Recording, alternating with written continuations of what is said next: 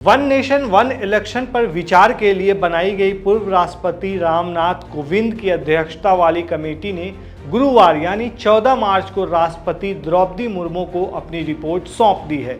यह 18,626 पन्नों की रिपोर्ट है। इसमें कहा गया है कि पैनल का गठन 2 सितंबर 2023 को किया गया था। यह रिपोर्ट स्टेक होल्डर एक्सपर्ट्स से चर्चा के बाद 191 दिन की रिसर्च का नतीजा है। रिपोर्ट के मुताबिक एक देश एक चुनाव पर कमेटी ने 62 पार्टियों से संपर्क साधा था।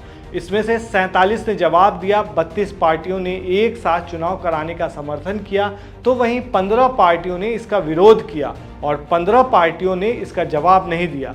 कांग्रेस, आप, बसपा और CPI M, AIUDF, TMC, AIMIM, CPI, DMK, Naga people's front और समाजवादी पार्टी ने एक देश एक चुनाव प्रस्ताव का विरोध किया, जबकि बीजेपी और नेशनल पीपुल्स पार्टी ने समर्थन किया। वहीं हाईकोर्ट के 9 पूर्व मुख्य न्यायाधीशों ने प्रस्ताव का समर्थन किया, जबकि हाईकोर्ट के 3 मुख्य न्यायाधीशों ने एक देश एक चुनाव के प्रस्ताव का विरोध किया। कोविंद कमेटी ने जो रिपोर्ट दी है उसमें यह भी बताया है कि किस किस ने इसका विरोध किया है। इसमें दिल्ली हाई कोर्ट के पूर्व चीफ जस्टिस अजित प्रकाश शाह, कलकत्ता हाई कोर्ट के पूर्व चीफ जस्टिस गिरीश चंद्र गुप्ता और मद्रास हाई कोर्ट के पूर्व चीफ जस्टिस संजीव बनर्जी का नाम शामिल है। वहीं तमिलनाडु के चुनाव आयुक्त वी पलानी कुमार ने भी एक देश एक चुनाव का विरोध किया है। इसके अलावा सुप्रीम कोर्ट के 4 रिटायर्ड सीजेआई जस्टिस दीपक मिश्रा, जस्टिस रंजन गोगोई, जस्टिस शरद अरविंद बोबडे और जस्टिस यूयू ललित एक साथ एक चुनाव कराने के पक्ष में थे। अब जो सबसे जरूरी चीज समझने की है वो ये है कि एक देश एक चुनाव पर पैनल के क्या सुझाव हैं।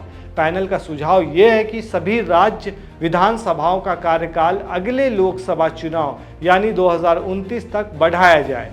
हंग असेंबली मतलब किसी को बहुमत नहीं, नो कॉन्फिडेंस मोशन होने पर बाकी 5 साल के कार्यकाल के लिए नए सिरे से चुनाव कराए जा सकते हैं। पहले फेज में लोकसभा विधानसभा चुनाव एक साथ कराए जा सकते हैं। उसके बाद दूसरे फेज में 100 दिनों के अंदर लोकल बॉडी के इलेक्शन कराए जा सकते हैं। चुनाव आयोग लोकसभा, विधानसभा, स्थानीय निकाय चुनावों के लिए राज्य चुनाव अधिकारियों के परामर्श से सिंगल वोटर लिस्ट और वोटर आई कार्ड तैयार करेगा। समिति ने अपनी रिपोर्ट में कहा है कि अब हर साल कई चुनाव हो रहे हैं। इसमें सरकार, व्यवसायों, कामगारों, अदालतों, राजनीतिक दलों, चुनाव लड़ने वाले उम्मीदवारों और बड़े पैमाने पर नागरिक संगठनों पर भारी बोझ पड़ता है। इसमें कहा गया है कि सरकार को एक साथ चुनाव प्रणाली लागू करने के लिए कानूनी रूप से व्यवहार्य तंत्र विकसित करना चाहिए। एक आधिकारिक बयान में कहा गया है कि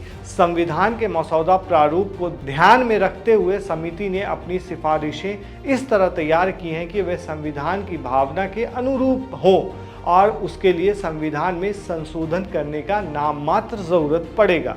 आपको बता दें कि पूर्व राष्ट्रपति कोविंद की अगुवाई में 8 मेंबर की कमेटी पिछले साल 2 सितंबर को बनी थी।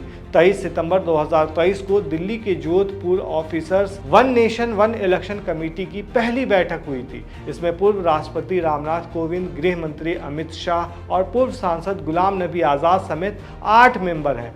केंद्रीय कानून मंत्री अर्जुन राम मेघवाल कमेटी के स्पेशल मेंबर बनाए गए हैं। आपको क्या लगता है, ये कितना सही और कितना गलत है? वन नेशन वन इलेक्शन होना चाहिए या नहीं होना चाहिए? हमें कमेंट में ज़रूर बताएं। शुक्रिया।